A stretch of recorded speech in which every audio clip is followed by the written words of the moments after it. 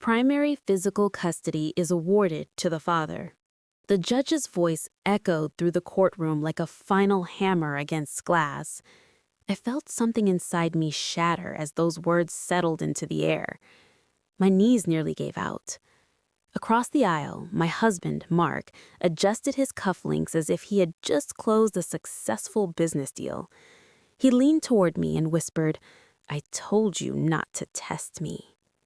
His new girlfriend, Vanessa, smirked from the second row, her manicured hand resting on his shoulder like she had already replaced me in every possible way.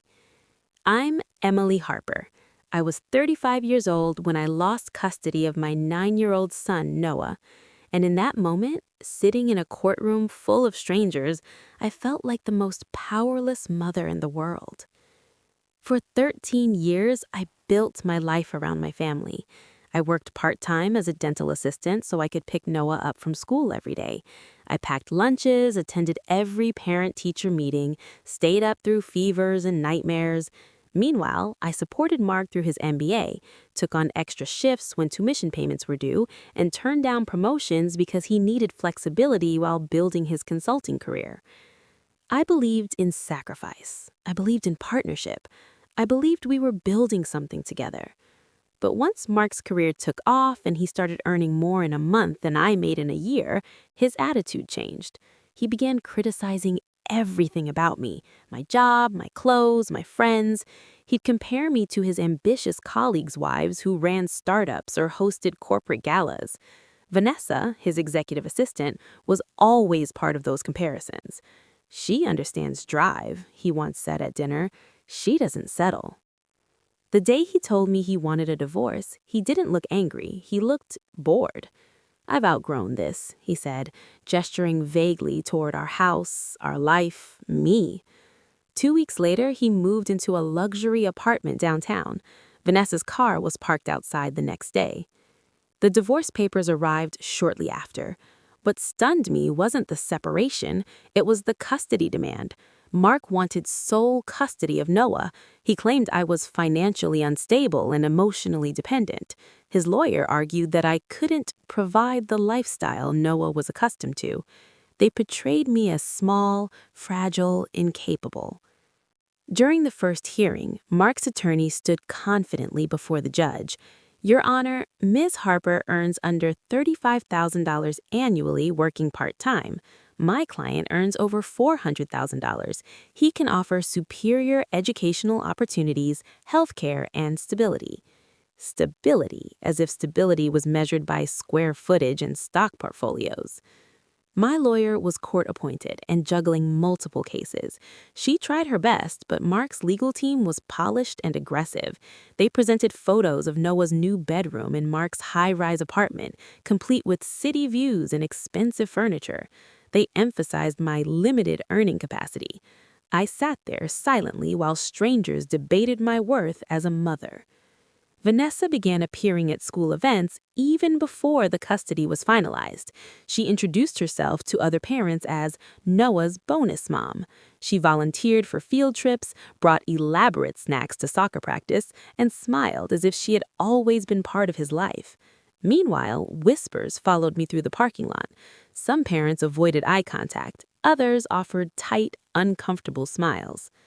When the temporary custody order granted Mark primary residence pending final review, I felt like I was suffocating. I was given alternate weekends and one midweek dinner visit. The first night Noah slept at Mark's new apartment without me, I lay awake staring at the ceiling, wondering if he was scared, wondering if he thought I'd abandon him. The emotional manipulation began almost immediately. During our limited visits, Noah would repeat things that made my chest ache. "Dad says you didn't try hard enough," he told me once while coloring at my kitchen table. "He says you don't really understand big responsibilities." I swallowed my anger and responded gently. "Adults say things when they're upset. What matters is that I love you." I couldn't attack Mark in front of Noah. I couldn't turn him against his father, but I knew something wasn't right. Noah, once outgoing and playful, became withdrawn. He hesitated before speaking, as if rehearsing his words. He flinched when his phone buzzed with texts from Mark during our visits. That's when I started paying closer attention. Mark had always had a temper, not violence, but sharp and cutting. During our marriage, I absorbed most of it, but now Noah was the one living with him. I began documenting every late drop off, every angry voicemail, every inconsistency in Mark's stories. I kept a journal of Noah's behavior changes. I saved text messages where Mark threatened to restrict my parenting time further if I didn't cooperate with his schedule changes. The turning point came one evening when Noah called me unexpectedly. His voice was trembling. "Mom, Dad's mad again. I accidentally spilled water near his laptop." I could hear shouting faintly in the background. Then the line went silent. I didn't panic. I documented. A few days later, during one of my dinner visits, Noah confessed quietly, "Dad says I need to stop acting like a baby about missing you." He looked down at his plate. "He says I need to grow up." I requested a meeting with Noah's school counselor, Miss Patel. She had noticed changes too: declining participation, anxiety during group work, frequent stomach aches before going home. "Children don't regress without reason," she told me carefully. She agreed to document her observations formally. I also spoke to Noah's pediatrician, Dr. Lewis, who noted increased anxiety symptoms and recommended therapy. Each professional interaction became part of a growing file I kept organized in a binder. Meanwhile, Mark grew more confident. He posted curated family photos online, smiling selfies at expensive restaurants, weekend trips with Vanessa and Noah framed like a perfect postcard. To outsiders, he looked like Father of the Year. To me, he looked like a man overplaying his hand. One afternoon, I arrived early for pickup and overheard Mark in the lobby of his building speaking sharply to Noah. "Stop embarrassing me," he hissed. "You're not a toddler." I didn't confront him there. I wrote it down. I saved enough money to consult a new attorney, Laura Chen, who specialized in high-conflict custody cases. After reviewing my documentation, she looked at me steadily and said, "You've done something most parents don't. You've gathered evidence instead of reacting emotionally." We filed for a custody modification based on emotional harm and behavioral changes. Mark laughed when he received the notice. "You can't compete with me," he said over the phone. "You don't have the resources." The courtroom felt different the second time. I wasn't sitting there empty-handed. Ms. Patel testified about Noah's anxiety spikes correlated with custody transitions. Dr. Lewis presented medical notes documenting stress-related symptoms. Laura presented text messages where Mark threatened to restrict my parenting time as punishment for minor disagreements. Then came the guardian ad litem's report. Appointed to represent Noah's best interests, she had conducted home visits with both of us.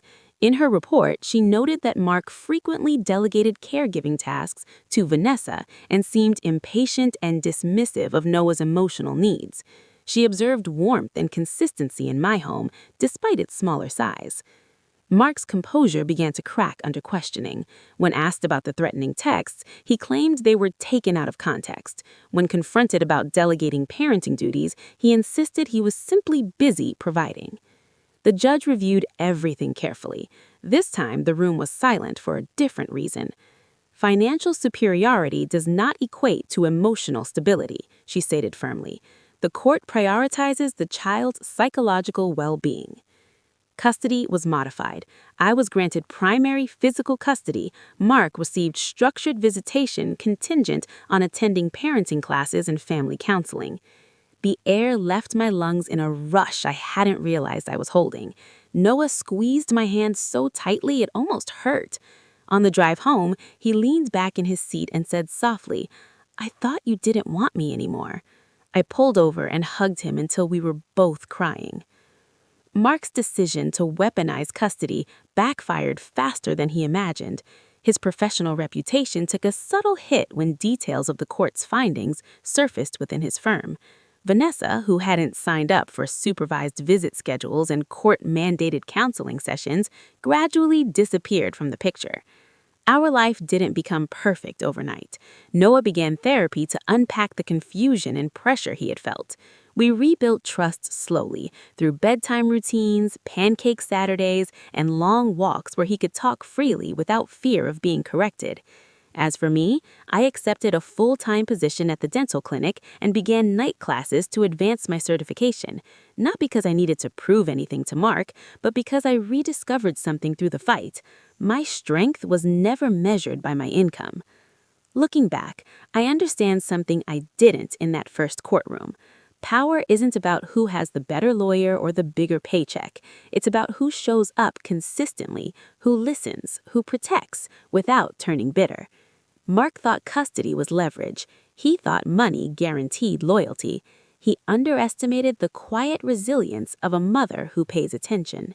And in the end, that miscalculation cost him more than he ever anticipated.